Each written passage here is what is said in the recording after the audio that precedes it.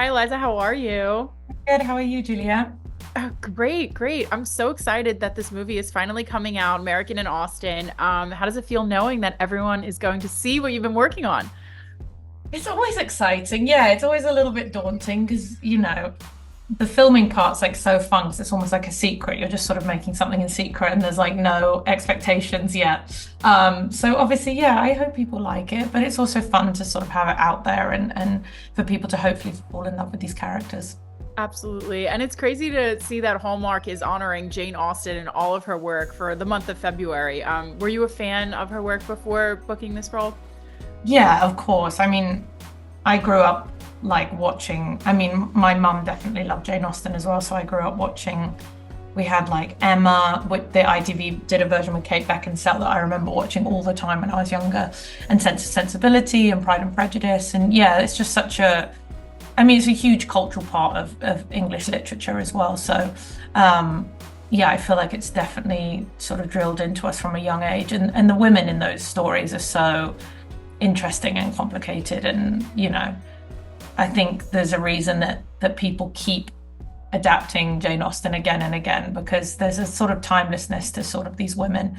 And I think you can sort of keep telling their stories. You have to tell us a little more about the story in American Austen. Yes, so it's centers around a character called Harriet, who is in the modern day time, and she's American, and she's an aspiring author.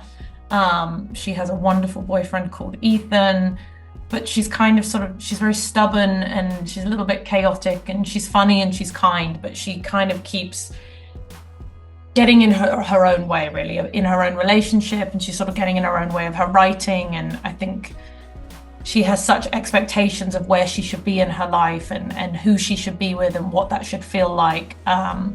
It's sort of actually taking her away from reality. And her biggest sort of inspiration is Pride and Prejudice by Jane Austen. And she's kind of idealized this book, and she's idealized Mr. Darcy as the perfect man. So she ends up sort of wishing on a star, as you do. And as a result, she gets thrown back into the book of Pride and Prejudice itself. And the film follows her journey through this book where she starts to kind of meddle. And as she meddles, the book starts to fall apart. And she builds these relationships with the Bennett sisters and with Mr. Darcy.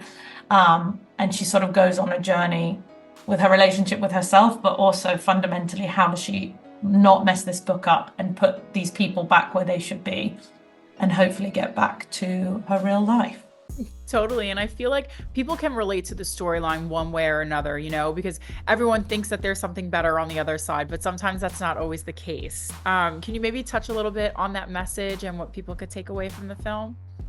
Yeah, I definitely think, especially in this day and age, there's a definitely grass is always greener. And I might be butchering this phrase, but sometimes people say the grass is always greener, but you're just not watering the grass on your own side well enough. Yeah.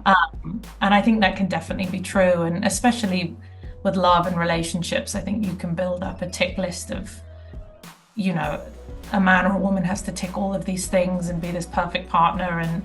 And then in reality, the truth is that everyone's flawed and everyone's got faults. And I think when she goes back to Pride and Prejudice and she meets Mr. Darcy, this man who is the perfect man, and she realizes that he too is just a human being that's also flawed.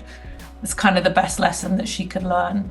Because also her boyfriend Ethan is pretty damn perfect. If you watch it, he's pretty adorable. So Yeah.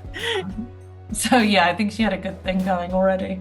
Absolutely. And, you guys go back in time, the costumes, the different storylines. What was that like getting into that character and, trying on the different costumes and playing someone that's in something centuries a while ago?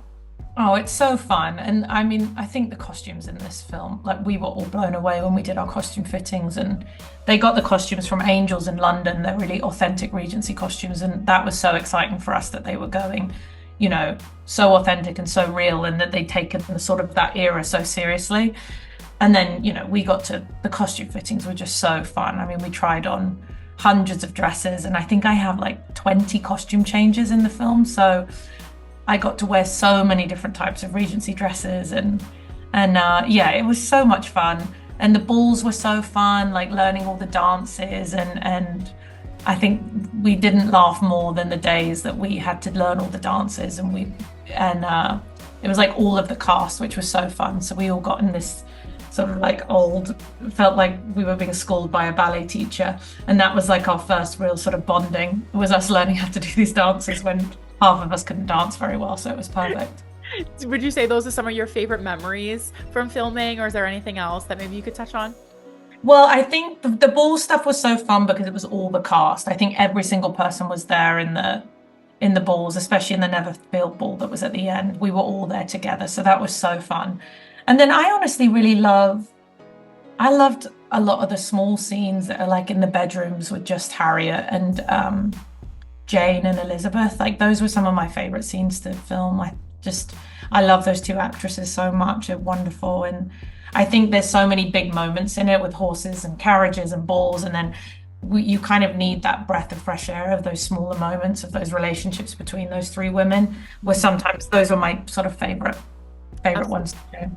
Yeah, and why do you think people should tune in to American in Austen on Saturday? Well, I think it's a fun ride. I think, there are multiple love stories in this. You have Harriet's love story, but you also have, Darcy and Bingley and Jane and Elizabeth and all of those people that sort of become intertwined with one another.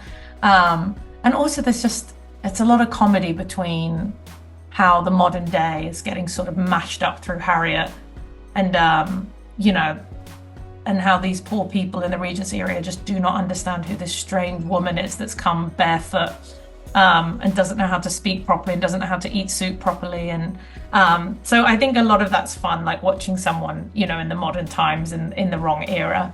And yeah, I just think there's a lot about family in it and relationships between the sisters that I really, really love, and supporting one another and listening to one another. I think has a lot of, even though this breaks the mold of, I think, the normal Hallmark movie, I think that those aspects of it are definitely part of sort of the Hallmark ethos. Oh, I love that. And do you maybe have any secrets from set? Anything that went down behind the scenes that we wouldn't know just by watching the movie? Oh my goodness. That's so hard. Well, there's a scene where Harriet gets a door opened into her face, and it's like a little physical gag, but we only put that in because genuinely the door did get opened into my face at the rehearsal. So a lot of those physical gags are normally because I actually did fall over or I did walk into a door. So they cast sort of the perfect clumsy actress to be able to do those physical gags. See, now we wouldn't know that just by watching the movie. Now I'm going to look out for it. Now you know Eliza's clumsy.